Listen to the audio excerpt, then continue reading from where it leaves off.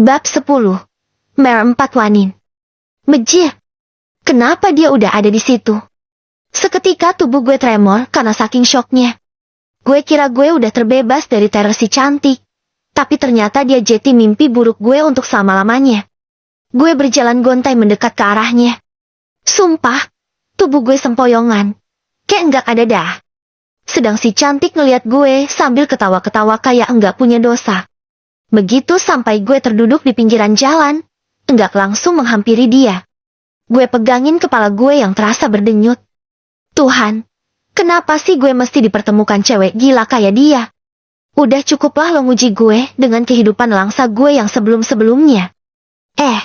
Ini malah lo tambahin lagi dengan hadirnya si cantik. Lutut gue pelan sambil gue yang terus sibuk memijit-mijit kepala gue. Tap! Si cantik tiba-tiba berdiri di hadapan gue. Gue pun spontan mendongakkan kepala buat ngeliat ke arah dia. Dia berwajah sendu, guys. Dan matanya tampak berkaca-kaca. Jangan tinggalin aku. Lirihnya. Mejir. Orang gila bisa ngomong kayak gitu. Gue terkejut guys. Tapi kemudian gue jeti iba. Mungkin mesti orang gila. Dia juga punya perasaan kali ya. Merasakan sakit hati ketika dibuang oleh seseorang. Gue jadi menyesal dengan apa yang gue lakuin tadi. Gue udah jahat banget. Iya, gue nggak akan ninggalin lo. Ucap gue sambil beranjak berdiri. Hehehe. Cantik terkekeh kembali. Dasar orang gila.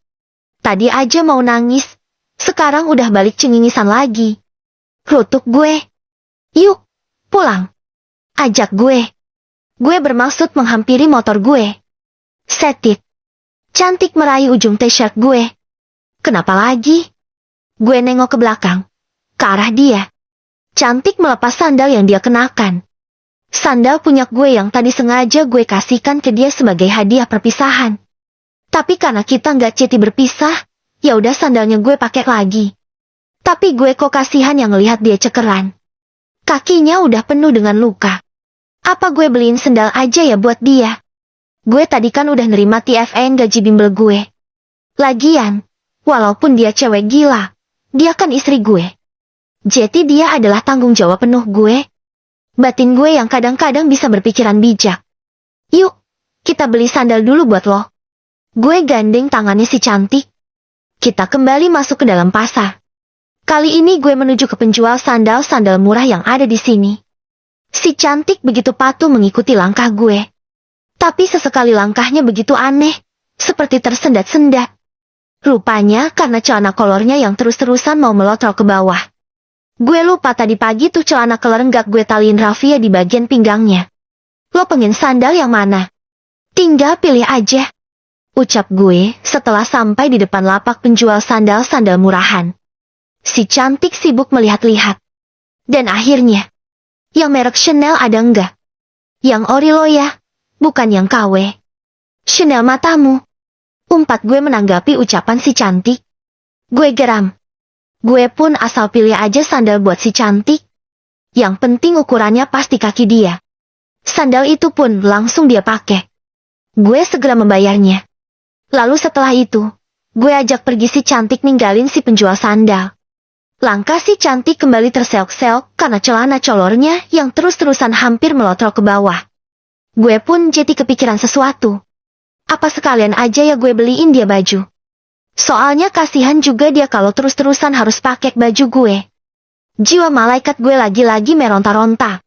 Gue pun ajak dia ke toko baju sederhana yang ada di dalam pasar. Gue milih-milih baju yang cocok buat dia. Sekalian dalaman seperti bra dan celana dalam. Mbak, tolong pilihkan bra buat dia dong. Ucap gue ke si pelayan toko. Mbaknya biasanya pakai ukuran yang berapa? Mas? Tanya si pelayan toko sambil menunjuk si cantik. Berapa ya? Gue kebingungan. Pokoknya P4-4 lah dia lumayan besar. Mbak. Bentuknya bulat. Kenceng banget. Pokoknya enak lah buat dir 3 met. Apalagi di mood. Hahaha. Si pelayan toko malah tampak menelan ludah mendengar penjelasan gue.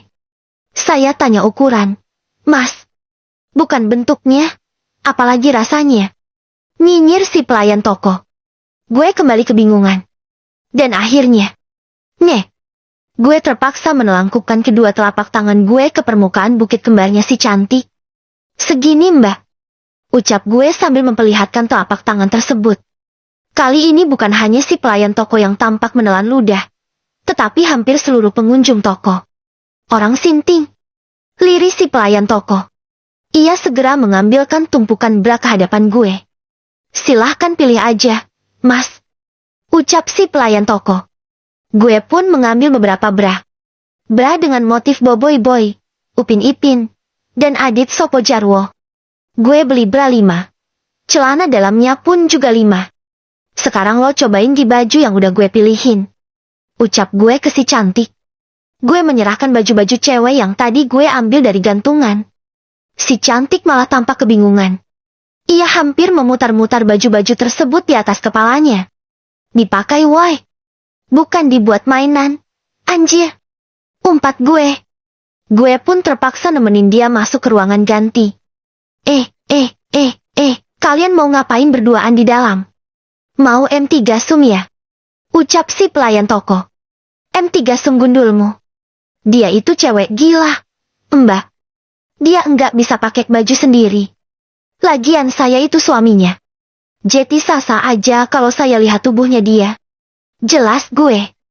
Tehete, cakep-cakep. Istrinya gila. Si pelayan toko tampak menahan tawa. Gue berusaha sabar. Gue nggak peduliin cemoohan dia. Gue segera masuk ke ruangan pas bersama si cantik. Gue segera makein dalaman buat si cantik. Meski sambil menahan D3 dek gemoy gue yang otomatis langsung mengeras. Setelah dalaman, gue pakaikan dia baju yang udah gue pilihin. Buset. Gue terkejut, guys. Sumpah, dia cantik banget. Kalau berpenampilan kayak gini, dia nggak kelihatan kayak orang gila. Tapi sayangnya, hehehe, dia terkekeh. Dan kekehannya itu yang bikin kegilaan dia terlihat kembali.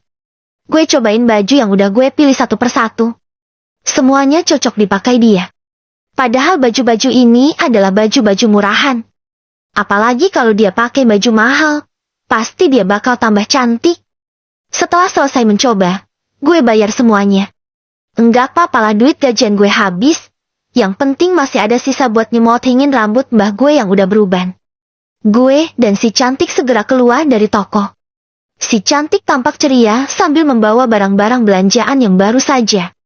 Gue baru tahu, ternyata orang gila bisa seneng juga habis diajak shopping. Langkahnya menghentak-hentak seperti N4K. Kalau enggak terus gue gandeng. Mungkin dia udah keseleo. Dan bisa-bisa nyungsep kempang pasar. Si sweet. Wih, suara apa tuh? Gue heran. Gue cari arah sumber suara. Ternyata suara siulan dari cowok-cowok para kuli panggul pasar. Mereka barusan nyulin si cantik, guys. Gue langsung ngukuh. Secara yang disiulin mereka kan orang gila. Sik sisi. Tapi sekilas gue pun langsung melihat ke arah si cantik.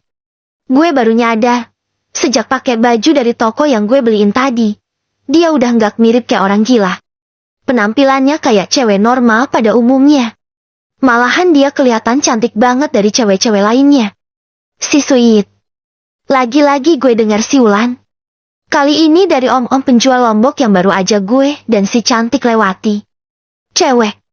Ucap om-om tersebut ke si cantik. Dia berusaha menggoda si cantik. Gue awalnya fine-fine aja. Tapi kok lama-lama gede juga ya. Si cantik kan walau bagaimanapun istri gue. Masak digodain sama cowok lain. Kayak mereka nggak menghargai gue aja. Si sweet. Terdengar siulan lagi. Sekarang dari pakde tukang membubut bulu ayam. Kali ini gue nggak akan tinggal diam. Gue nggak terima istri gue dikayak gituin. Dia istri gue, why? Ucap gue bernada galak. Dengan suara yang sengaja gue bikin berat. Si pakde langsung mingkem. Dia enggak berani lagi godain si cantik. Apalagi pas gue perlihatin tangan gue yang lagi gandeng si cantik. Tetapi setelah siulan si pakde, datang lagi siulan yang lainnya. Siulan dari E3K SMU yang lagi bolos ke pasar. Nggak tahu mau ngapain. Mereka malah sampai ngedipin mata ke si cantik. Why, bau 4 habau kencur. Bentak gue ke mereka. Kalian mau mata kalian gue kau tiga kah? Hah? Ucap gue. Bok 4H SMA itu pun pada nyibrit pergi. Habisnya gue ngomong kayak gitu sambil pinjem pis 4 tuh nyambok dan bok de penjual daging. Sumpah, kali ini gue nggak tenang banget jalan bareng dengan si cantik. Habisnya si cantik udah cantik banget. Makanya banyak para laki-laki hidung belang yang ngincer dia. Wih, ada berondong cakep. Jeng. Tiba-tiba gue mendengar bisik-bisik embok dan bok de pasar. Bisikan mereka tertuju ke arah gue. Ternyata yang dimaksud berondong cakep itu gue. Guys. Udah gue langsung jeprak. Kali ini gantian gue yang digodain sama penghuni pasar. Gue pun menanggapi pujian mereka dengan mengedipkan mata ke mereka. Embok dan bok de pasar itu pun langsung kroget-kroget kayak ulet bulu. Gatel. Gue terus melangkah sama si cantik. Lalu kemudian gue berpapasan sama tante-tante dengan begitu banyak perhiasan emas yang dia kenakan. Dia tiba-tiba senyum. Guys, ke gue. Gue refleks balesin senyumnya dia. Kali aja kan gue dilempar satu perhiasan emasnya dia. Hehehe. Cowok cakep. Kali ini rombongan cewek-cewek SMA yang lagi-lagi mereka di jam segini ngapain belusukan di pasar. Iya. Balas gue ke mereka. Gue harus bersikap ramah.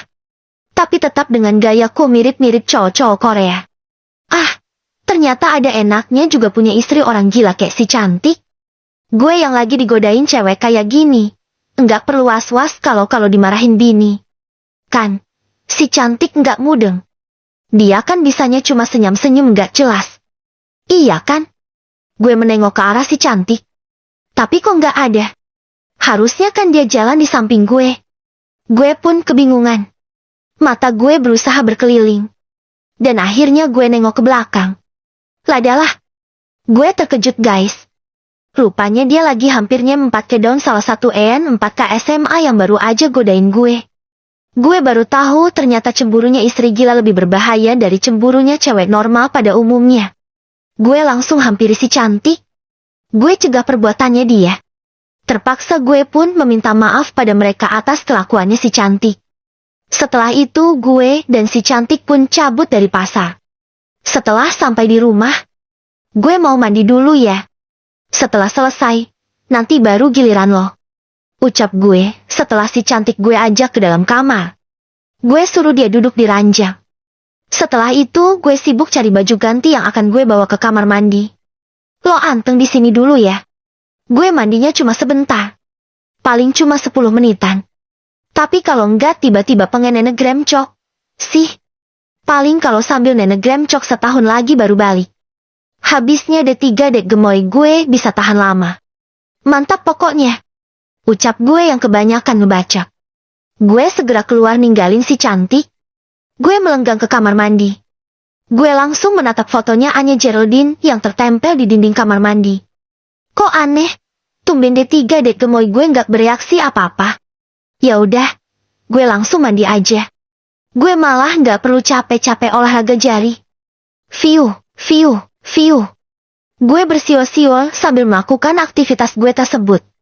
Selang 10 menit kemudian, akhirnya gue keluar dari kamar mandi. Badan gue udah seger.